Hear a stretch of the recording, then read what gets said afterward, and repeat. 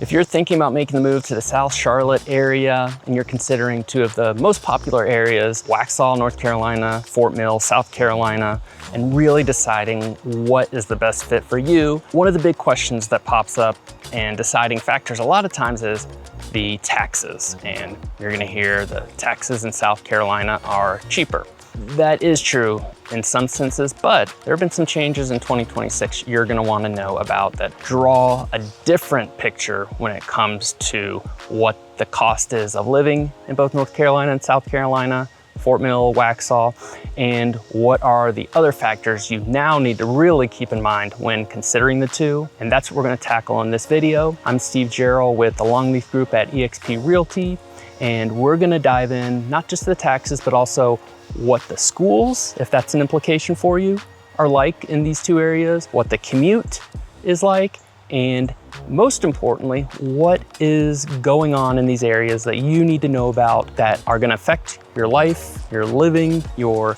everyday tasks going on in the area. So we're gonna jump in, talk about those so you can make the best decision for you. Stick around, we're jumping right in. Let's start with one of the big reasons that people lean South Carolina to begin with when comparing the two of York County, Fort Mill, versus the Waxhaw, North Carolina, and Union County, and that is the property taxes. Just at the county level alone, you're saving in York County, where your assessed value, tax value, is gonna be about 0.5% of your home's value. And then over across the line in Union County, it's about 0.7% of your assessed value.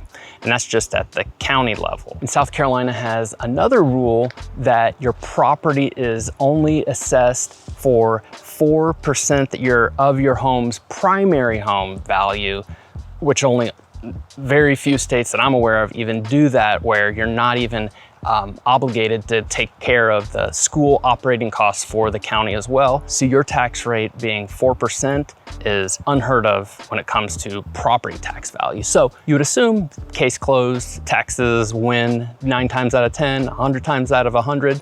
Not the case. Well, let's talk more about the overall picture of taxes, which also include your income taxes, which tells another story of the overall net amount of taxes you're paying. That's gonna equalize this even more. So this is why it's important to do the full math, know the full picture when it comes to what you're paying in each state. In North Carolina, as of 2026, they've passed into law that the tax rate for income tax rate is right at 3.99%, and into law, that's gonna keep dropping even into 2028 down to 2.9%. South Carolina, you're gonna be north of 5%, especially for those higher earners. You really need to do the math to see where does that cost come in? What are you paying?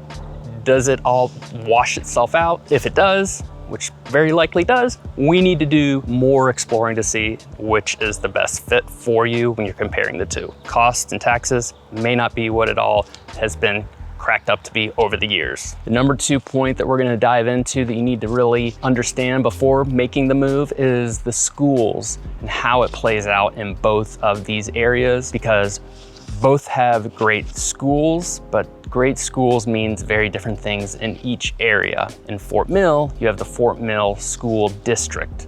The district is rated as the top school district in all of South Carolina, which actually is also the number 1 across the greater Charlotte area, is ranked as the top school district. Now over in Waxhaw, that's where the strength comes in the schools themselves. Waxhaw is a part of Union County Schools, which is also a top school district, but it's much larger overall. In Waxhaw, you're gonna have schools like Cuthbertson, 9, 10 out of 10, greatschools.org. You have also the Marvin Ridge, which is part of Waxhaw, coverage for schools, Weddington, part of those schools, and you have Parkwood as well that's in there. So what does that mean? It means in the Fort Mill area, you're gonna have uniformity of high ranking across the area, but in Waxhaw or Union County, you have the schools that you really need to figure out your address of what you're zoned for.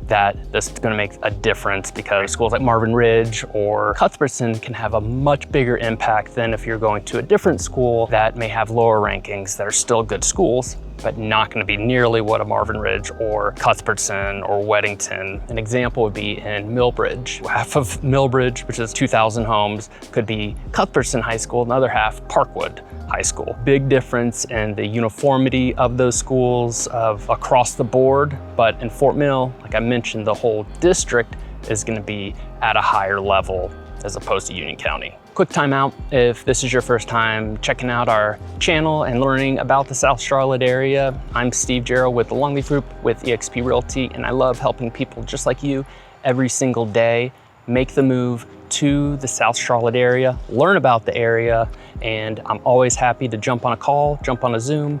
All of our information is below so we can schedule a one-to-one. Just easy time of learning about what you are looking for and be a resource. So make sure to reach out below. And with all that said, let's jump back in. So I'm not going to tell you that one is better than the other in terms of quality, but they ask different things of you as a buyer. In Fort Mill, you really need to ask yourself, is this the school district that I'm wanting to be a part of? Where does that district rank? Very high. The schools are different. You have multiple in the Fort Mill area. In Waxhaw, you need to ask yourself, what's my address? Where am I zoned for? That's the big question. Both have huge pros and both also have cons that you just have to keep in mind and really do your homework instead of just jumping to conclusions of what an area is going to have tax-wise, school-wise. And now we're going to talk about travel and what's the commute like. So let's dive into that. Now, this is an important one because it's not 2020 anymore, where you're working from home 100% of the time, maybe having to get back in your car and drive to the office to uptown. And that's a question you need to ask and really locate where in either Waxhaw or Fort Mill you are. But as a general rule of thumb when it comes to the locations, Fort Mill is conveniently located right at the 77 interchange, where you're able to jump on, get to uptown easily enough. And when all things are equal without traffic, just a drive when things are calm, it could be 20-25 minutes to get to uptown. No issue at all. But when we're really needing to go anywhere, it seems like traffic is there. And with 77, there is a express lane. You can use the cheat code and get there quicker and drive around the traffic and get there. It could be 35, 40 minutes, even quicker, but you have that option in Fort Mill. In Waxhaw, it's a little different, especially depending on where in Waxhaw you are. If you happen to be near the Providence Road, which is really your main artery into uptown, especially from Waxhaw, you are dealing with not having access to a highway that's gonna get you up into the uptown area. You are gonna deal with more traffic, especially at rush hour. If all things are equal, yes, it can be 25, 30 minutes if you're not dealing with traffic. But when you are dealing with that traffic, it can be an hour, it can be more. Just depends on location of where in Waxhaw you are, and definitely depends on the time of day. So the traffic is gonna be something really to keep in mind if you're fighting with getting to uptown every day. There's never a fun commute, but when you're dealing with uptown, the ease of 77 definitely is gonna give you a benefit versus having the fun with Providence Road, which is getting expanded, it's growing, but that's a whole different story of the fun of construction on a road. But from Waxhaw to uptown, it can be a challenge during those rush hour times. So something to keep in mind. And now for the inside scoop, the important what's going on in these towns that you need to know about and that are popping up, that you don't want to move to an area and start hearing and learning about the important topics that are top of mind, like how do they handle growth and some other topics that we'll dive into in a second. First of all, let's look at the Fort Mill area and what's going on with their growth and how they are paying for some of the growth. Well, first of all, there is a new home construction if you're looking to build new construction in Fort Mill.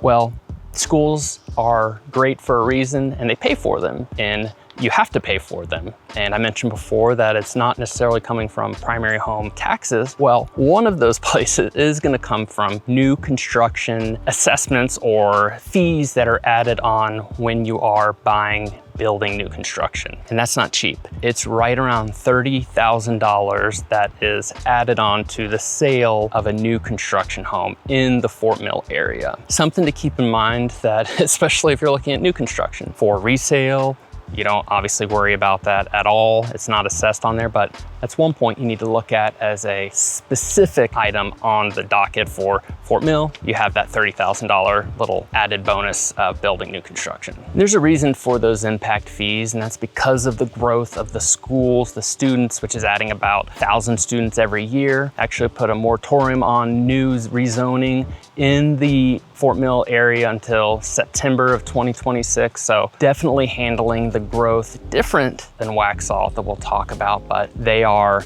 absolutely taking a stance on how they're going to pay for some of the schools, some of those impact fees, and putting a damper on some of the growth for now because it has hit such a growth spurt.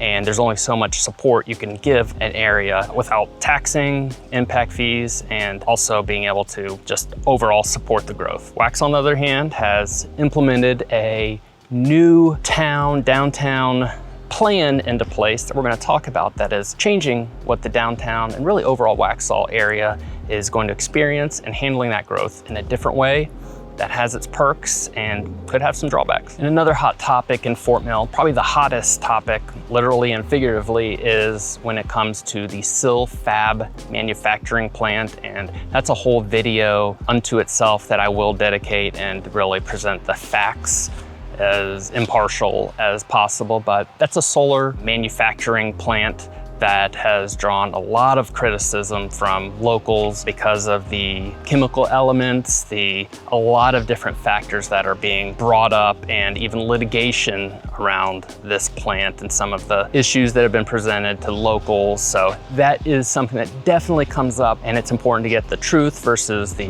what may happen and really drawing those things out. But the reality is there are implications for homeowners or home buyers that looking to move into the area. So it's important to get the details in that, which I will share even more details about the history and what is going on, but it's definitely still a live, hot topic, and even, like I said, litigation going on, but it's in a particular part of Fort Mill, not the whole area that's under fire, but it's something to take in consideration as you're looking at Fort Mill versus Waxhaw. As we look at Waxhaw on a different topic, now we're talking about growth, and like I was saying before, the downtown plan that has structured their growth in a different way. Let's talk about that in a little more detail. And as far as Waxhaw's downtown plan, that has ignited a talk of growth. They've actually just, as of 6 months ago, approved their downtown plan, which is going to have over 2,600 new homes popping up around the downtown-ish area. It's also going to have more commercial space, retail space, and a parking garage that is more than just a parking garage. That's where a lot of the retail space and some of the new objectives are going to be put into place. But they've already started with road expansion and building the infrastructure so everything can be supported. With this, as you can imagine, with a town of 20,000 residents, 20,000 plus and growing, there's going to be backlash, and there has been, with are we going to keep that character of downtown Waxhaw? And the plan is, and what's been implemented is that the character of the downtown area is going to be held to its standard. They're not going to be demolishing or changing anything structurally with existing structures, but filling in areas that are either empty or needing redeveloped anyway. So downtown's going to be torn up in places, different times for quite a while, probably the next over 5 years. There's gonna be different developments going up, different construction going on. So it's something to keep in mind. And what happens when you have new construction and added on? You're gonna have traffic.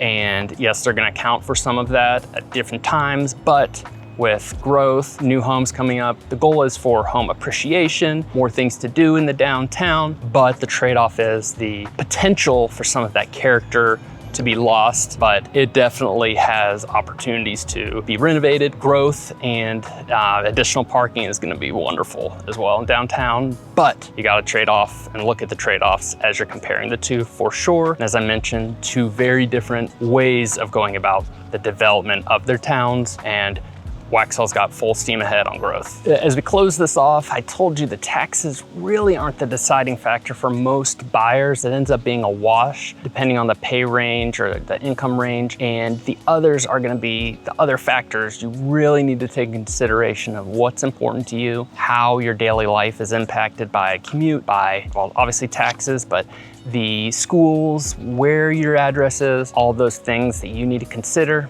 not just the taxes. So leave your comments below, reach out to me directly, let's schedule a call, learn more about the areas and what you are looking for, whether it's Waxhaw, Fort Mill, anywhere. I'm happy to help and jump on a call. With all of that said, I'm Jarrell with the Longleaf Group. Reach out anytime. Until next time, I will see you then.